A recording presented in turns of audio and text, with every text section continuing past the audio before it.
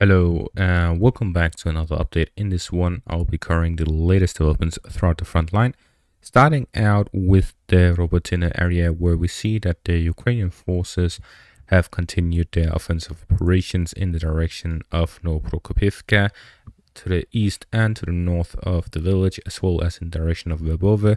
Not only have they continued their offensive operations southwest of Verbove, but also in the western direction, where they have started operating very close to Verbove. The proximity to the village is essentially just a few hundred meters, as Ukrainian forces have been detected in the southwestern outskirts by the forest lines here in this direction. This was all located by Russian FPV drones hitting Ukrainian forces in these areas right next to Verbove. So with this, we see that the Ukrainian forces, it's only a matter of time before they reach the village of Verbove. And we see that the continuous operations here by the Russian trenches to the west of Verbove, we see that it is only a matter of time for the Ukrainian forces to capture further parts of it and enable them to then launch offensive operations using armored vehicles across the whole front in this direction. So essentially, it's from the direction of Verbove and down south to their currently held positions. With this, the long-awaited Ukrainian armored push here to the west of Verbove across the main defensive line and the anti-tank ditches will take place. So the current situation is that the Ukrainian forces are continuously pushing in the direction of Verbove, but not only that, also in the direction of Robotyne, where we here see this video which shows Ukrainian forces moving through the northeastern parts of Robotyne, and we also see that they are getting shelled by the Russian forces in this direction.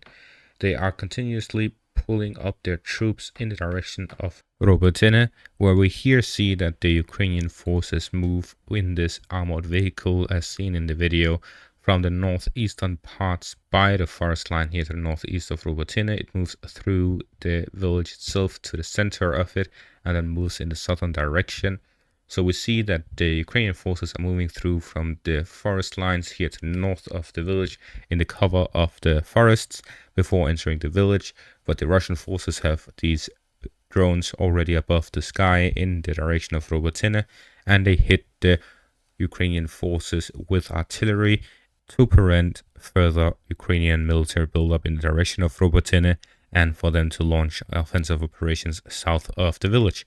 Because right now the village of Novoprokopivka is in danger for the Russian forces because the Ukrainian forces are continuously advancing in this direction. They currently have full control over the trenches to the south of Robotyne.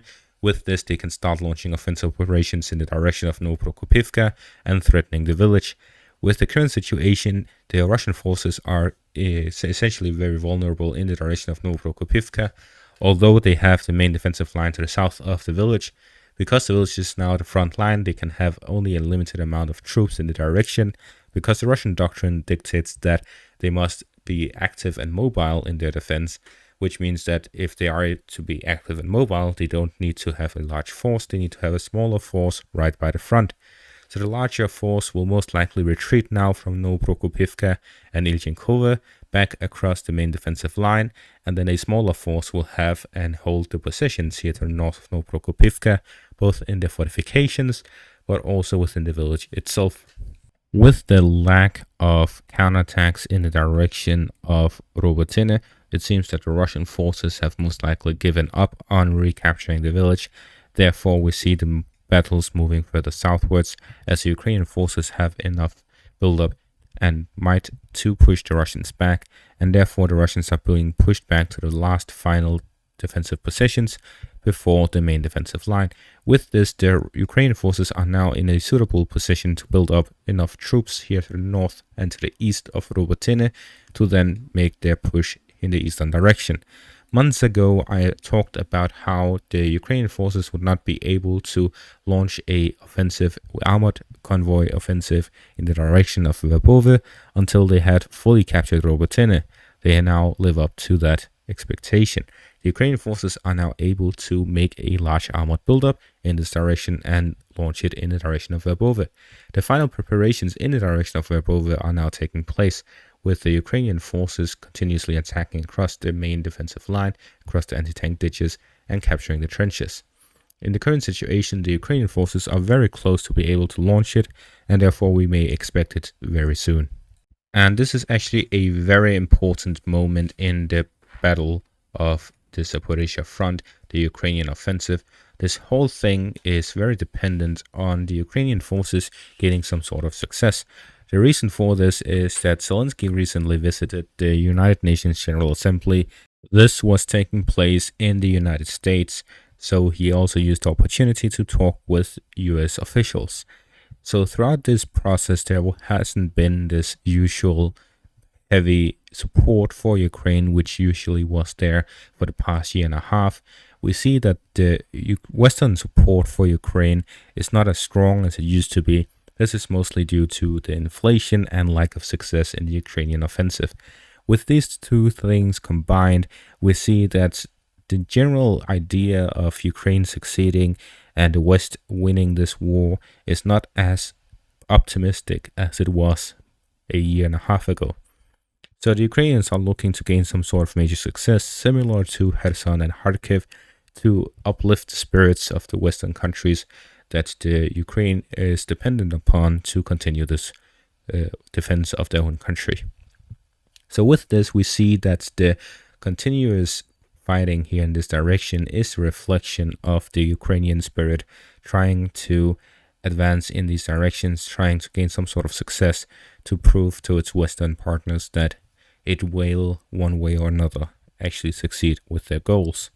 However, we are seeing that it is a very slow process and there's no obvious success in this direction. Although they have managed to capture Robotyne and are now crossing the main defensive line, has managed to push across this main defensive line with armored vehicles. They have yet to capture Verbove. They have yet to reach Tokmak.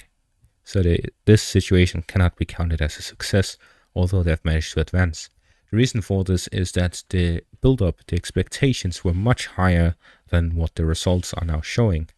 So Zelensky is doing his best to try and convince everyone that if this continues, if this war continues, Ukraine will see more success, they will recapture more positions and so on.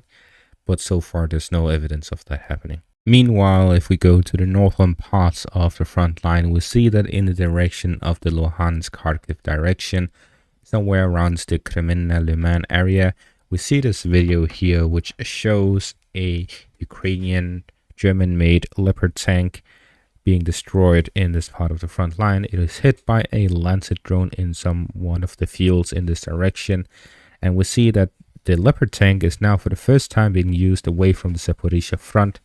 Whether this is a point towards the Ukrainian forces having to split up their forces, as I mentioned in a previous video, the Russian forces were active in the northern direction, not to do some sort of offensive, but it seems that it was to split up the Ukrainian forces, moving them from the southern front to the northern front to weaken their offensive, because with the lack of reinforcements in this direction, the Ukrainian forces had limited offensive capabilities in the direction of Tokmak, Robotyne, Verbove, and instead had to use them in defensive positions here in the north.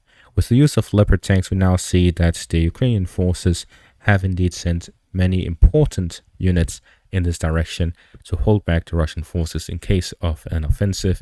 We have seen that they have continuously shelled heavily on the Ukrainian positions and used infantry in this direction. However, we have not actually seen any major advances.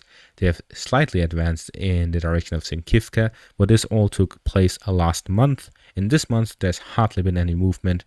There's been some to the west of Liman Pershi, but that's about it. It is even shown that the Ukrainian forces have returned to Sinkivka and hold positions even at the northern outskirts of the village. With this, we see that the Russian forces didn't really capture anything but open fields. And with this, it is more a threat of something happening than something actually happening. And with this, we see that Ukrainian units have sent actual mechanized brigades both to Liman, but also to Stelmahivka, Novoselivsk, Kupiansk, and then central part across the Serebets River.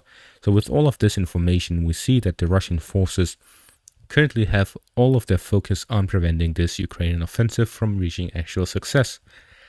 Whether this shows Russian weakness by them only being able to focus on one thing at a time, or if it shows that the Russians are just not taking any risks and doing everything they can to hold back this offensive. I'm not really sure, but it does show that the Ukrainian forces against the Russian forces, where both are focused 100%, it seems that the Ukrainian forces have not yet managed to gain any major success. And that is going to be all for this update. Thank you all for watching and have a great day.